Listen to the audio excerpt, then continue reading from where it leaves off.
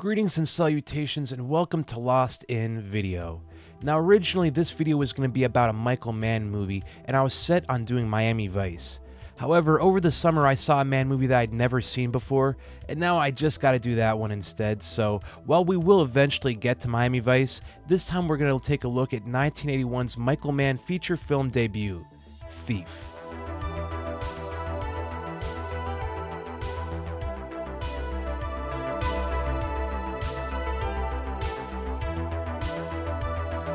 The movie was written by Michael Mann, but took heavy inspiration from a non-fiction book written by Frank Homier, who was a real-life professional thief and burglar. The main character of the movie is presumably named Frank after the author of the book. The book was titled The Home Invaders, Confessions of a Cat Burglar, and Mann was so fascinated with the lifestyle of a career criminal that he decided to make a movie about it. This was in spite of the fact that Frank Homier was still serving a prison sentence during the movie's production. As Mann said, it seemed as though some of these men could have done some really brilliant things in the world if they had set their minds towards something that wasn't so criminal. After all, it definitely took real intelligence to run these kinds of heists. Mann's intention here, of course, was to bring realism to his film. As we will see, Michael Mann actually cast a lot of real-life cops and criminals from the Chicago area in this movie to give it a more authentic feel. We're going to see a few familiar faces pop up who are always, at least for me, a joy to see. James Caan stars as our main character, Frank. Jeff Bridges was Michael Mann's original choice to play Frank, but because of Bridges' youthful appearance, they determined that he simply didn't look old and grizzled enough to play the character. Al Pacino was apparently also offered the role, and while I think he could have made it work, he turned it down as well. I think James Caan was the perfect choice in the end, and as a matter of fact, I actually wonder if this movie would have worked quite as well without him. It certainly made me a bigger fan of Caan, and I already thought he was awesome since, like everyone else, I adore The Godfather, and Sonny was probably my favorite character in that. Tuesday Weld plays the woman that Frank wants to marry, Jessie. According to entertainment press articles at the time, Patty Ross and Rita Taggart were both slated to play Jessie, but eventually the role went to Tuesday Weld, although Taggart did play a small role in the film. I wasn't sure if I'd ever seen Weld in anything before because she didn't look familiar to me. However, when I checked, I was surprised to see that she played Robert Duvall's wife in Falling Down with Michael Douglas. Willie Nelson plays Frank's mentor and father figure, Okla. What's a bit comical about this is the fact that although Nelson's character was apparently a father figure to Frank ever since Frank was a kid and taught Frank everything he knew, Nelson is only 7 years older than James Caan, which would have made him a kinda young father figure. Jim Belushi, brother of John Belushi, plays Frank's friend and partner in crime, Barry. This was Jim Belushi's film debut. Apparently John Belushi would sometimes visit the film's set, and the cast and crew would often hang out after shooting at the Belushi's own Blues Brothers bar, which at the time was a private club, but reportedly was a precursor to what would later become the House of Blues. Robert Prosky plays the movie's primary villain, Leo. I was shocked to learn that this is actually Prosky's film debut, a debut he made at the age of 50. I was also thrilled to see him show up here, as I know him from movies such as The Last Action Hero, Mrs. Doubtfire, Miracle on 34th Street, and Gremlins 2. He even has a small role in Death to Smoochie, and I remember wondering why he didn't have a bigger part when I saw him pop up. Still, what an enjoyable actor. Dennis Farina also shows up playing a henchman named Karl. I had no idea until I was looking into this movie that Farina was actually a real cop in Chicago before and even during the time he spent as an actor. He was still an active police officer at the time of this movie's production. No wonder he played a cop so convincingly in striking distance. Just like Prosky and Belushi, this was Farina's film debut. Tangerine Dream did the score for this movie, which is never a bad choice in my opinion. To this day, Michael Mann has still questioned his decision to use them during interviews though, because he also had thought perhaps a blues-inspired score would be more fitting to the film's Chicago setting. However, as I said, I like Tangerine Dream, and I think especially in the film's opening, their selection has proven to be a great choice to complement Mann's stylistic choices. Besides that, there is a Craig Saffin song that plays at the film's conclusion that captures what Mann might be talking about perfectly, and to have that mix in with a mostly Tangerine Dream-driven score was a pretty great choice in my opinion. As I keep alluding to, Mann wanted to make this movie as realistic as possible, and so actor James Caan was actually taught to drill into and successfully break into a safe the way a professional thief really would. All of the machinery that is used in the movie are real tools that would be used in the situations portrayed. None of the machinery are fake props. Not only that, but James Caan also had some rudimentary firearms training, because although a chief instructor at the most revered firearm training school available declined to train Caan due to his belief that seasoned thieves wouldn't know modern technical training, Caan insisted that he should at least appear as though he knows what he's doing. At the end of the movie, we get a few good examples of this. To solidify this movie's legacy, it eventually became part of the Criterion Collection, which is actually the version of the movie that I own. I actually got this as a birthday gift and I absolutely love it, as this is not a movie that I can really get sick of. The booklet is beautiful and it comes with commentary featuring Michael Mann and James Caan. By the way, if you're still watching and you enjoy this content, please like the video, share it with your movie-loving friends, and subscribe to my channel. I also want to know what you think about Thief, so leave a comment down below. Now let's go through the plot.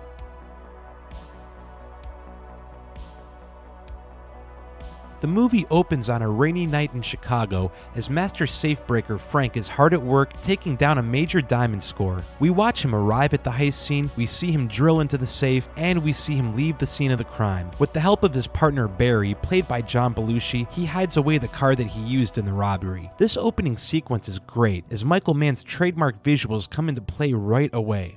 To create the cool imagery of neon light reflections over the city streets at night, a 60,000-gallon water truck was used to keep the streets constantly wet. This was a technique that eventually became one of Michael Mann's go-tos. Mann's love for contrast between light and darkness shows through again moments later, most evident in the sparks that we see flying while Frank is drilling into the safe. When we see Frank drilling into a safe in the opening sequence, James Caan really is drilling into the safe as I mentioned earlier. Mann wanted his main thief to have true confidence that one who has cracked into safes really would have, and that same confidence is definitely present in the film.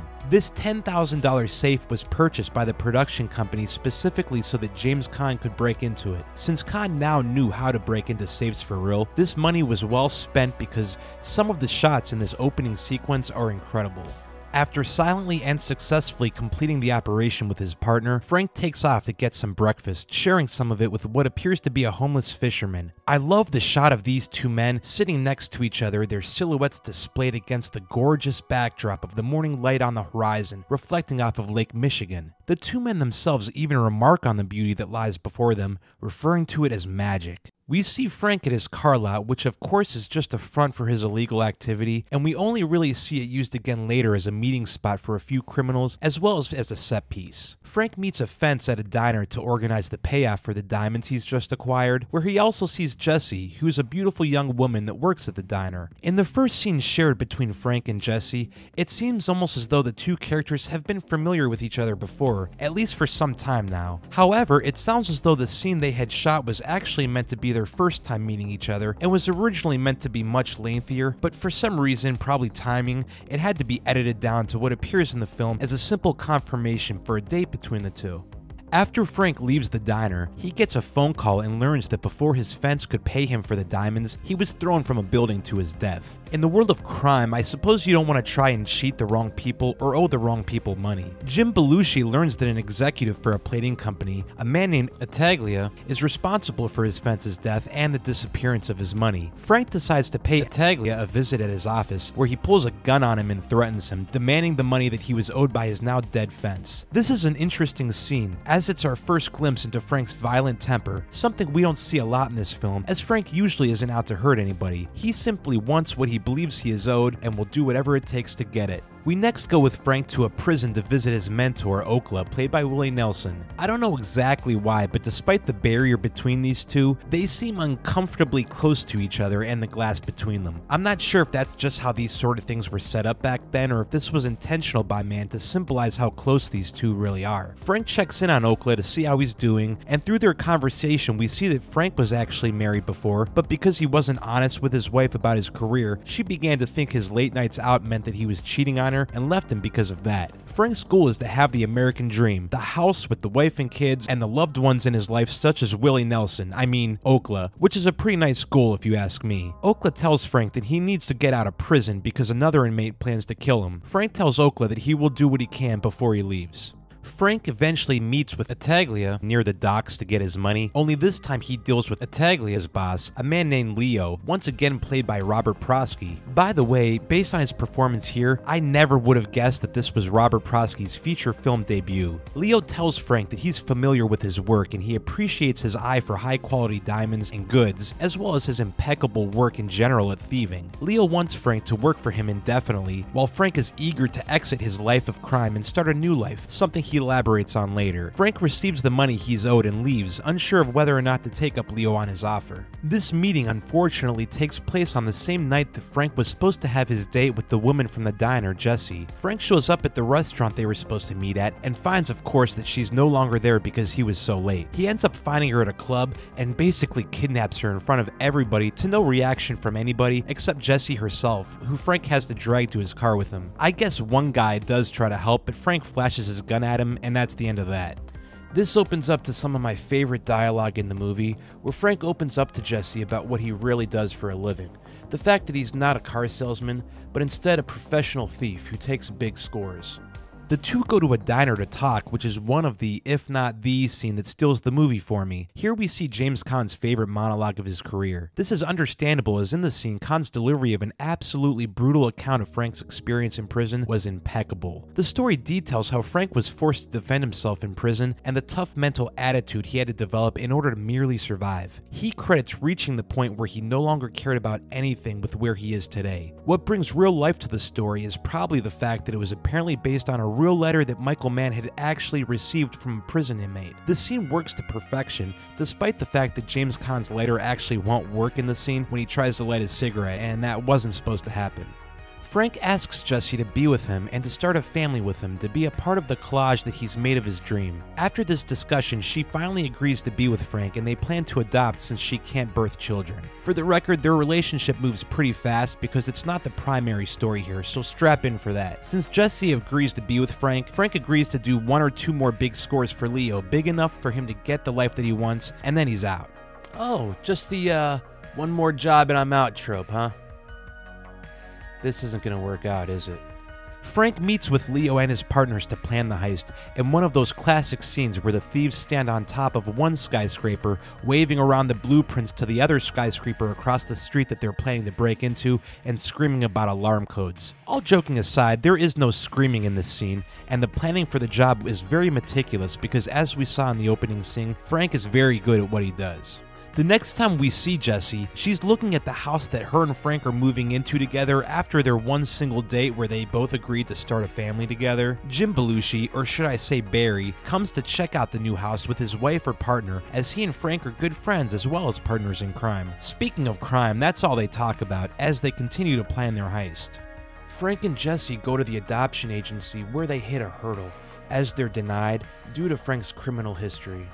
Frank erupts with anger at the fact that he and Jessie weren't asked about their character and instead judged purely on his time in prison. However, in doing this, he sort of proves that his temper and bullheadedness may actually be proving the adoption agency's point correct. This is a tragic scene, as Frank clearly wants to save a child from being state-raised the way he was, and we can see that he and Jessie truly do want to provide a good home to any child they can get. But Frank's tantrum embarrasses Jessie, and the two are escorted out by security. Frank runs into more trouble when he is hassled by corrupt cops who want a portion of the money that Frank is taking in from his scores. Frank refuses, which leads to a beating in an interrogation room, but this is inconsequential, as Frank described his mentality to us in the diner scene. He's basically too bold and proud to be scared or intimidated, even when he probably should be. The character of Frank in terms of attitude, according to Michael Mann himself, is based on John Stantucci, who plays Urizi, one of the detectives harassing Frank in the movie. Stantucci was actually a real-life jewel thief before he turned to acting. James Caan decided not to attempt an impression of Stantucci, who actually does act more like himself in the movie than Frank, simply because Caan felt that if he attempted to do an impression of a boisterous and loud personality, such as Stantucci's,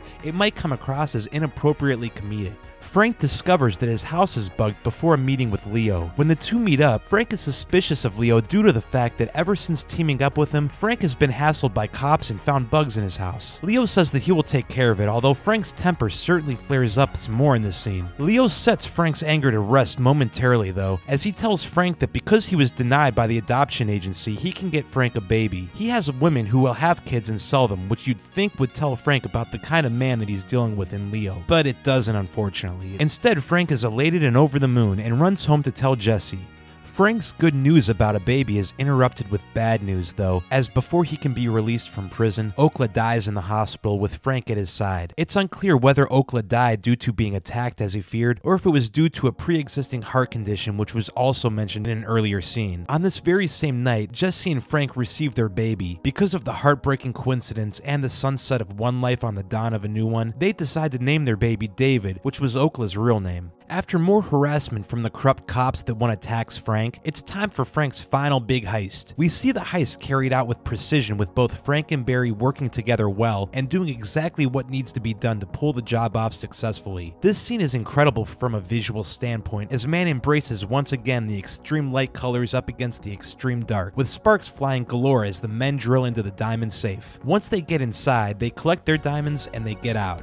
Now that Frank's final job is completed, we get one of the quintessential too good to be true scenes as Frank, Jesse, Barry, and Barry's significant other all celebrate on the beach. Frank tells Barry they will be collecting their money from Leo tomorrow, and then they are all finished. This scene carries out to the Tangerine Dream score, which adds to the happy yet sad vibe the scene has, as we are happy for these characters, but because of the men and the business they are involved with, we feel pretty certain the good times won't last forever.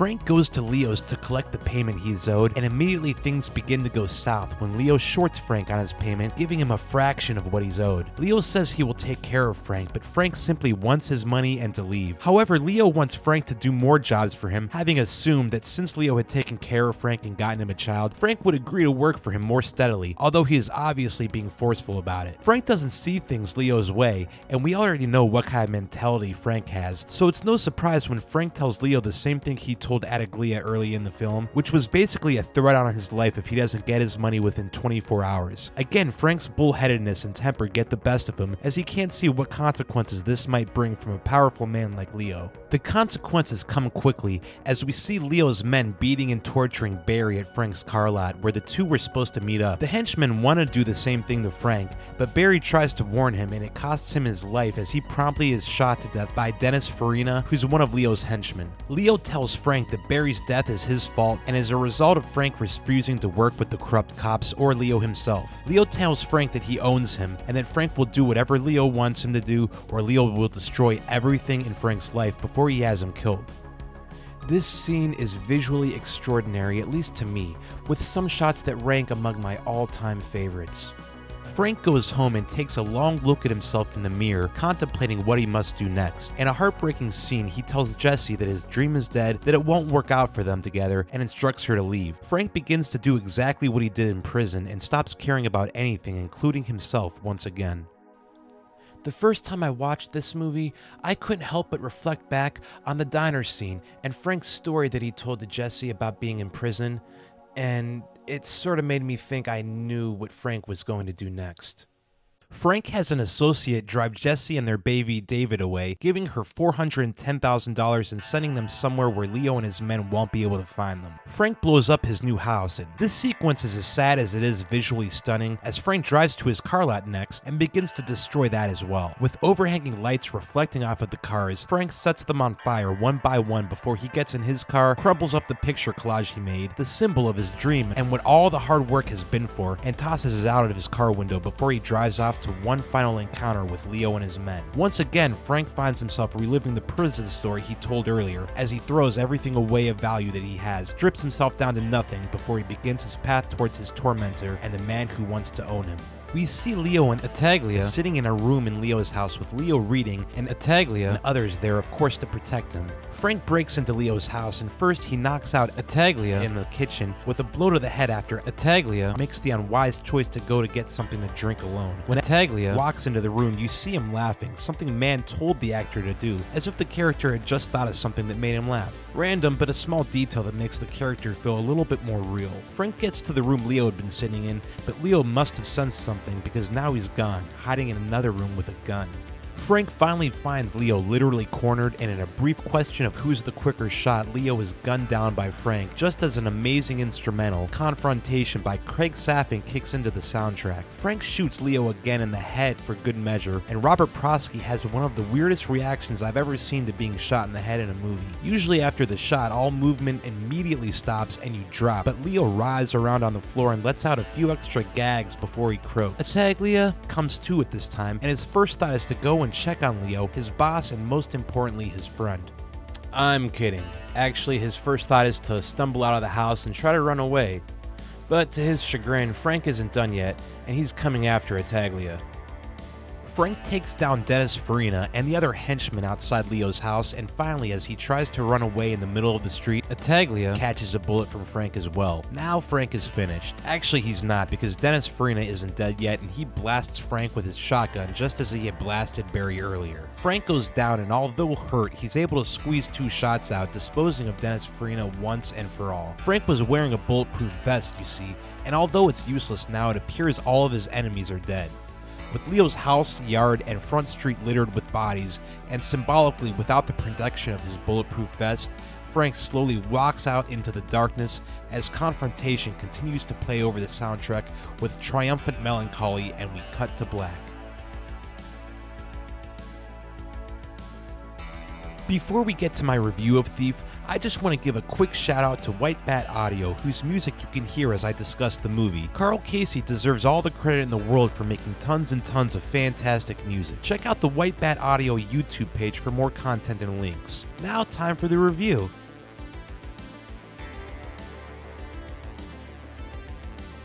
I was really curious to see what Michael Mann's first movie would be like, and I have to say I was not disappointed by any stretch of the imagination. And that's saying a lot considering how much adoration I have for his other movies. Like I said at the beginning of this video, I am a huge Michael Mann fan. I love Heat obviously, but also Miami Vice, Collateral, and The Insider, which to me are all A+ movies. Thief joins that list, and I had no idea how much I would love this movie when I put it on. All of the trademarks of Mann's beloved directorial style are present here in their earliest stages, and as early in his career as it is, I still believe this is masterful work. I imagine at the time of this movie came out, back in 1981, film buffs probably could easily see that Michael Mann was going to be a force to be reckoned with in the coming years. The scenes filmed at night are beautiful, with Mann knowing exactly how to get the visual style that he wants with high contrasts. Donald E. Thorne was the cinematographer for this movie, and he's an accomplished director of photography in his own right, but Michael Mann movies, like so with the best directors, clearly look and feel like Michael Mann movies due to Michael Mann himself. James Caan's performance in this movie is fantastic, and if not for Thief, if I wanted to decide my favorite James Caan performance, I would be trying to decide between The Godfather and Misery. Instead, I don't need to pick one of those over the other, and I don't even need to take his performance in Rollerball into account, as awesome as that is either. No, Thief is the James Caan movie for me now. His dialogue with Tuesday Weld, both in the car and diner scenes, is entrancing to me. I was really hooked on this movie the moment I started playing it, and I couldn't peel my eyes away. The rest of the cast is good too, although all the juicy material goes mostly to Caan and Prosky. Therefore, Tuesday Weld doesn't have very much to do, although her performance is strong throughout all of her scenes. The same goes for Jim Belushi, who is just adequate enough as Frank's partner and friend, with not many lines. I wasn't sure what to think about Willie Nelson's performance, simply because it was surprising to see him pop up here. He did a good enough job, although he seemed constantly nervous or internally panicking to me. Maybe that was intentional though, because the character of Oakla was supposed to be in fear for his life. If that's the case, Willie Nelson did a great job.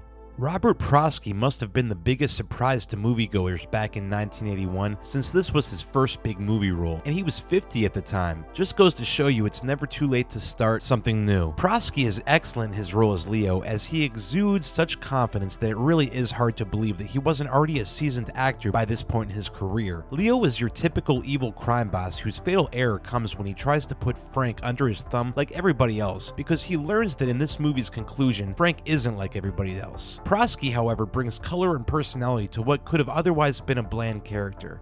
I don't know exactly where I would rank Thief among the other Michael Mann movies I've seen. At this point, it almost feels like a fruitless endeavor because I simply love his movies so much. I don't think this would be number one, but simply belonging on a list with movies like Heat, Collateral, and The Insider is enough to say that Thief is in good company as a magnificent movie. It's a great crime drama, a great heist movie, and an even better character study. In the end, the character of Frank stuck with me, and in that one diner scene he shows more depth than the other protagonists might have normally shown in the entirety of this kind of movie tenfold. All in all, I give Thief a glowing recommendation to anyone who's a fan of crime dramas and doesn't mind 80s movies. I can't promise that everyone will love this movie in the same way that I do, which is absolutely fine. For me, it was a more than pleasant surprise that came from a simple stroke of curiosity. I feel like I can put this movie on just about any day and in any mood, and it'll still work for me, so I love it. Well, that just about does it for this video. I hope you enjoyed the movie Thief just as much as I did, and I hope you enjoyed this retrospective. I'm still a little excited about the movie, so I'm starting to run out of good things to say about it. I want to thank all of my subscribers, and if you haven't subscribed, please do if you enjoyed this content. Thank you for stopping by, and thanks for getting lost in video. See you next time. I am now unmarried.